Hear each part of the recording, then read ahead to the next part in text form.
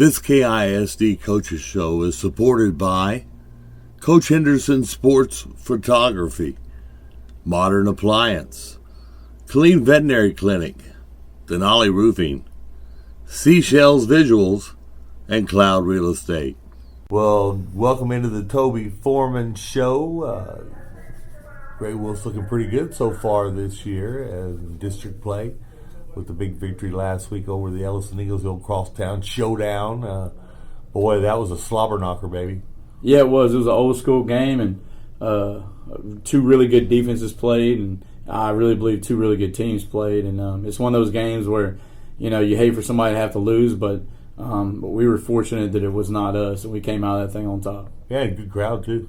Yeah, it was. Anytime, it's crazy because we're 3.6 miles from each other, and we probably drove about 7 or 8 miles to past our schools to a different location and played each other. But anytime we play Ellison, it's a good atmosphere. And I said this after the game. That was the 6th year in a row that I've been a part of the Battle of Elms there, West Killeen, and it's also the 6th year in a row that the game has been decided by one possession or less. So that says a lot about the rivalry. You can throw the records out the window. I describe that game as like going to the dentist knowing you have to get an extraction, but you just got to go. You know what I'm saying? It's one of those games that it's going to be physical. It's not going to be a touch football game. People are going to be banging each other around, and our kids knew that, and I think they did too. And and like I said, hopefully Coach Cervantes and those guys came out of it healthy, and for the most part, we kind of did come out of it healthy as well. Well, that's always good to hear from you, especially when I talk to you before a ball game and hear the kids are healthy and stuff like that. So let's talk about Red Oak. I mean, might as well. The Hawks are up for you. You're playing Birds a lot. What's that all about? Yeah, I don't know what that's about. I need to check the schedule on that. But I feel like we've been to the zoo a couple times this year. But no, Red Oak is a quality opponent. Coach Holmes does a great job with those guys. DFW school. It'll be a for real road trip for us. And we'll have to make some adjustments there. But, they are kind of led by number 1 defensive back and receiver, Warren Roberson. He's a guy. He is a legit guy. He's a Power 5 offer kid. This will be about the fifth team we played this year that there's been a Power 5 offer kid on it. So, we'll be up for the task. But they're good all the way around, special teams, offensively, and defensively. How do you stop a kid like that? Do you key on him? Well, he predominantly plays defense, but when he's on offense, you better take notes. It's kind of like Deion Sanders going to the offense side of the ball. When he gets in the game, he's not in there to block. You know what I'm saying? Yeah. They're trying to get him the pill. But they've got other guys. Number 3, Jarius Nicholson. He's a really good receiver for him. Number 4, Montez Williams. He does a great job at receiver. He plays some DB. Number 18, I believe, is a freshman, Braden Robinson. So they've got some guys. The quarterback, Jalen Robinson, he can spin it. Really strong arm. He's an accurate passer. You see him make throws on film, you're just like, man, that's going to be extremely tough to stop. We've got to make him uncomfortable in the pocket.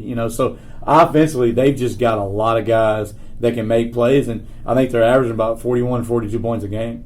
Yeah, that's something you have to slow down for sure. Yeah, definitely. I mean, they've won games in all sorts and fashions. I mean, they played Ellison and they won with the scores being in the 20s, and then they've beat somebody early in the year. I think it was a Colony, 53-41. So, wow. The score with Lake Belton and them was 48-47. So, they can lock you down on defense, or they can score a whole lot of points on offense. And so, and special teams, we've seen them score. We've seen them fake stuff. I mean, we've got to be prepared, for all 3 phases. And I feel like we've had a good week of practice, and our kids are prepared for all 3 phases. A few games in the district now, so this is an important game to keep that roll going, right? That's right. I mean, they're all important.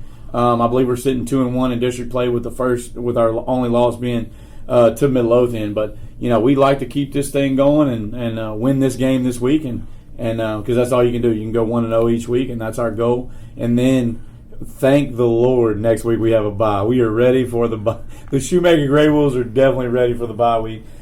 Kids have earned it, and we're making this push to get out of here on the road with a dub and enjoy our 2 weeks. It's going to be not a good feeling if we don't. And that's what I've told the kids. You don't want to go 2 weeks with a loss under your belt. That way it just kind of sits there and it stews. But either way, I feel good about our prep this week, and I feel good about where our kids are, mentally and physically. Well, I got a couple emails asking why Roy isn't on the show each and every week with you. They enjoy you, don't get me wrong, but they enjoyed Roy on the show last week. So. Yeah, Roy's a fan favorite. In reality, our defense, held Ellison to like 40 yards last week. It was very impressive. I think they had 2, maybe 3 first downs, and one of those was a blown coverage. So, we really did an outstanding job defensively last week, and, he runs a defense. So, sorry he couldn't be here this week. He had prior obligations. But no, he does a good job. Our whole staff has done a good job this year prepping their kids, their position kids, and their side of the ball, whether it be special teams, defense, or offense. A couple of those key stops, I actually told him the defense to run on those plays. So. I was wondering. Stuff looked different over there. I wasn't sure what the deal was. But no, he really has done a good job of preparing our kids this year. All you guys. We started off with a ton of people hurt on defense, and unfortunately now that's kind of gotten over to the offense side of the ball. But defensively, we were shorthanded last week. We were missing 2 or 3 offense or defensive starters, and so that was what was even more impressive about our play is we were missing those guys. A couple linebackers, a safety, stuff you just can't account for has happened around here. And, but it's truly next man up mentality. Yeah, it's a team effort because you look at the individual statistics, you're going to see a couple guys here and there. Most of the time, it's the whole team doing it. It's not just one special guy here and there. No, exactly. Just like last week in the middle of our game, or I guess it was middle of the third quarter, Gerard Hicks goes down and he can't finish the game, and that was our punter as well as one of our running backs and receivers, and he'd already scored once in the game. Yep. So we had to, new punter, put him in, sophomore Kamir Cunningham, did a good job, almost pinned him inside the 5.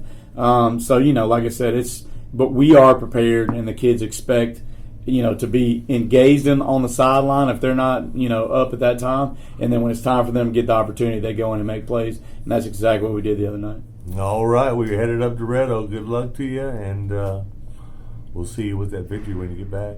That's it. I appreciate it. Another Bird team that we're playing, but hopefully we can come out here with a dub. But thank you all for coming tonight, and always go Gray Wolves.